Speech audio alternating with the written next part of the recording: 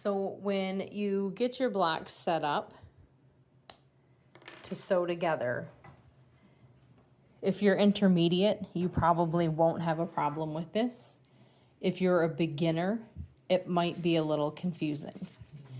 So you're gonna have 2 X's, and then you will have 3 additional squares that you're putting in. How I would recommend doing it as a beginner is to lay it out like it's rows.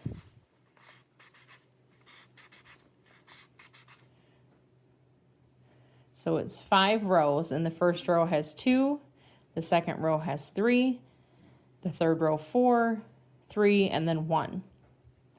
And what I would do is I would sew this seam together for my first row. Then I would get 3 blocks and sew these 2 seams together for my second row. Then I would get 4 blocks and sew these 3 seams together. 3 blocks for the next row and sew these 2 seams and then that block.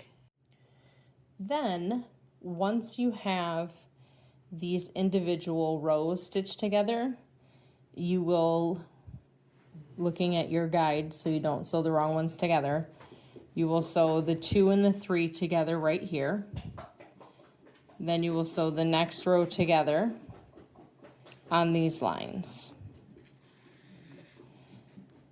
That is how you will get all of your blocks together, hopefully without sewing anything to the wrong stuff. And then once it's sewn together, you will fold it in half, and then I will show you how like these will fold over and fill in these spaces. Hopefully it's not too confusing. We are going to do it with our actual blocks now.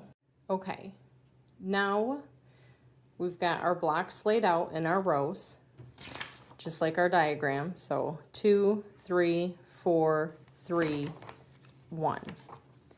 And we are going to sew the rows on their short sides until all of the rows have been stitched together. And then we will come back and sew the rows to each other. Okay, so I have sewn all of my long rows together. And now I'm going to turn the purse. This is the right side. And start like right here.